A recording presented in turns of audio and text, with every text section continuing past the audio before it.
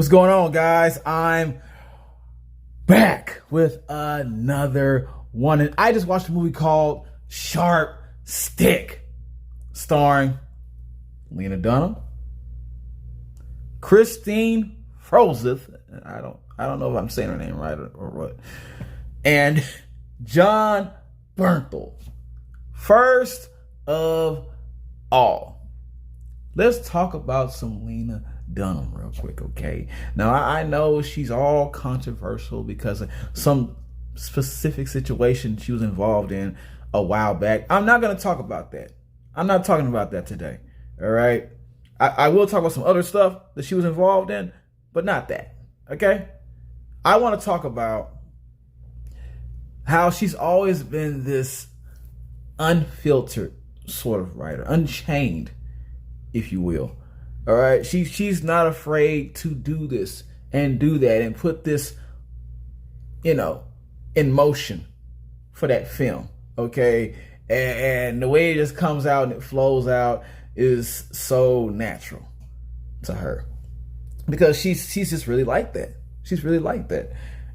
Always appreciated that with her. And I think the first time I actually saw her was in 2012 on This Is 40. Now, I had no idea that was even her, to be honest with you. All I know is I saw this girl on the scene with this guy that's supposed to be the assistant to Paul Rudd's character in the movie, and she was just going in on him. They were having a good little back and forth, matter of fact. It was hilarious. And I remembered her face. Because then in 2012, the same year, Girls came out. Now, I took a minute to even watch this show, man. All right? Because for a while, I was like, well, this doesn't have anything to do with me. It's called Girls. It's for females. All right? When I actually got the courage to say, you know what? I'll watch it real quick. This is for adults. All right? It's for adults who want to see grown-up stuff. Who don't want to see anything held back. Censorship barely there. All right? That's what that show's about. I actually learned to love that show quickly. It's a good show. If you haven't seen it, check that out, okay? Then in 2015, 7 Years in Hell came out. Now, she wasn't heavily involved in this. She had one scene. But just that one scene, she killed it. She killed it. And that's not taking any credit away from that guy from Game of Thrones and that guy from Lonely Island. You know who they are, all right? No credit from them. No, not taking any credit from them. But she did her damn thing. All right. No credit from Judd Apatow and Girls either. Because he co-wrote that. Perfect. Good job, man. Good job. But then in 2019, Once Upon a Time in Hollywood came out. Now, I don't like how I said that. But anyways, she also had a small role in this one. A little bigger than the 7 Days in Hell, but when she came on the screen, it felt like it was how she was supposed to look. It was like it was a regular person walking on set. Like, who is this? This is not an actress. This is a real person. It just felt like that. It's like so authentic. Okay, for who she was pregnant and she had a muumuu on and all this. You're wondering what's going on with her character. She's just walking out like this. It's kind of wild. It's a little wild the way she presented herself. And you couldn't help but notice her. Okay. And there are other movies that I plan to watch from her, like Tiny Furniture and Creative Nonfiction. Look very interesting to me. I know there's got to be something to it. But for now, we have Sharp Stick, which she most definitely wrote. My question is, will Sharp Stick be better than some of her earlier projects? But to find out, let's go. Sharp Stick, for those who don't know, for those who are not aware,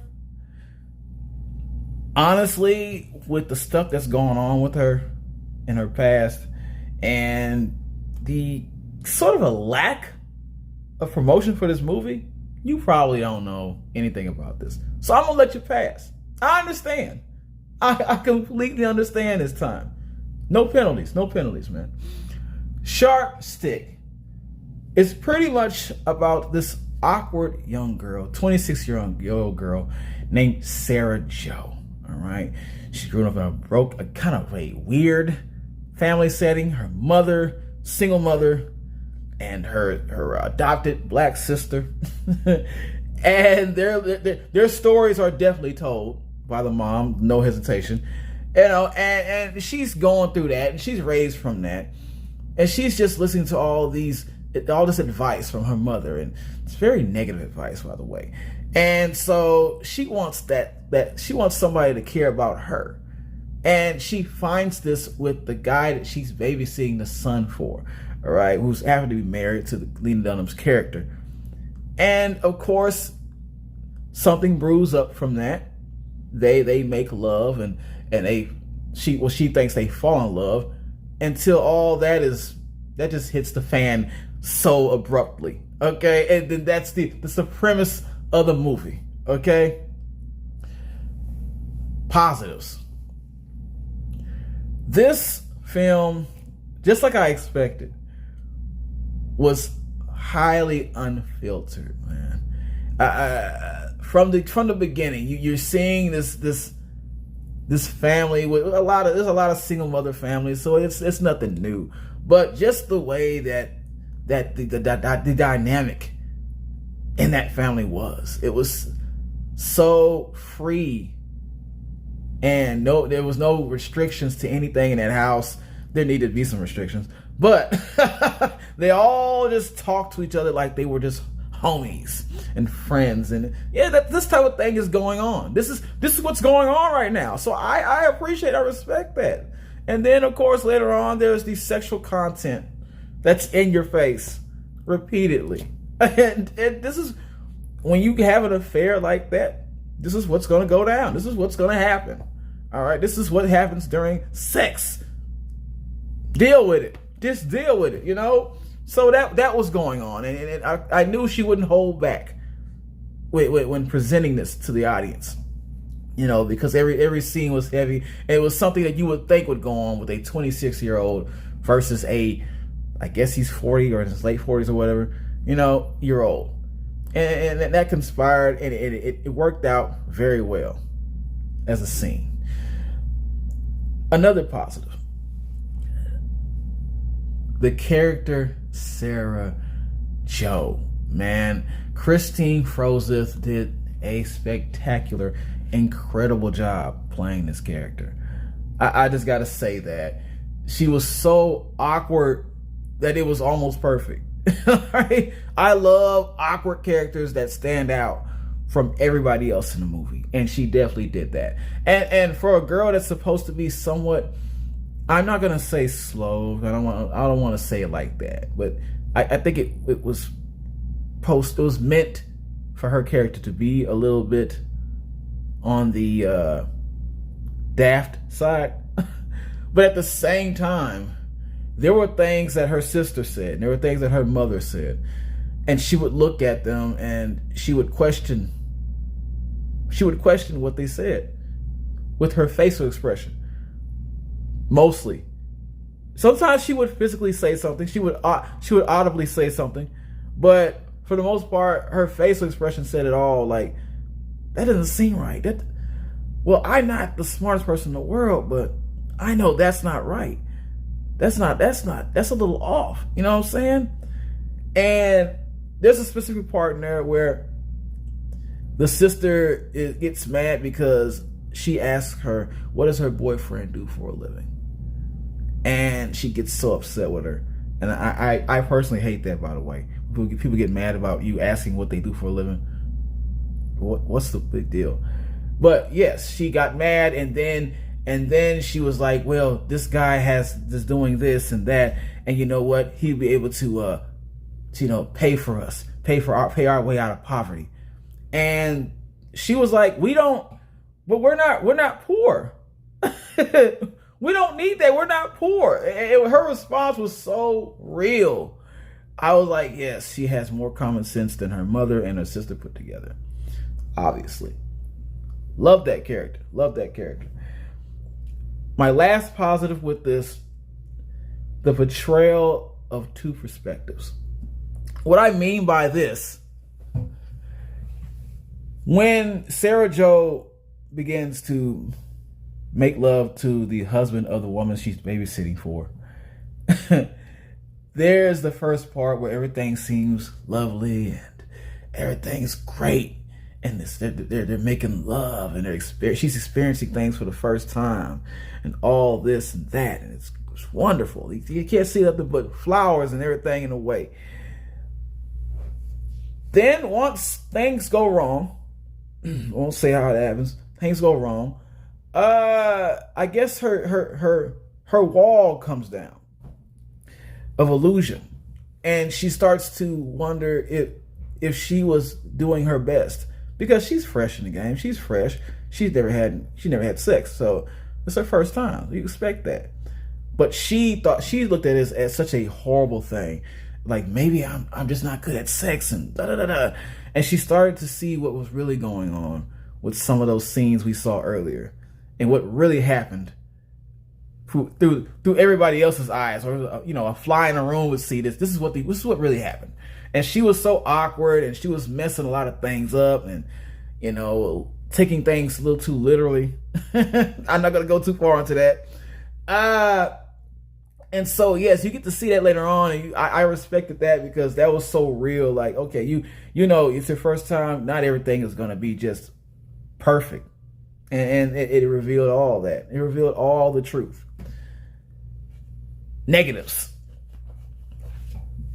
Off the back, the mother.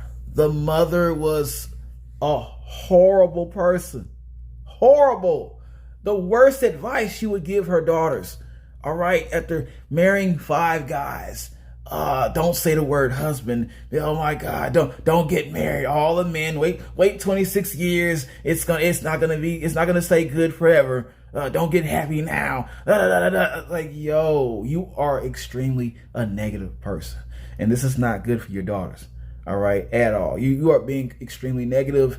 It's I don't want to say that T word that these youngsters say, but it's that.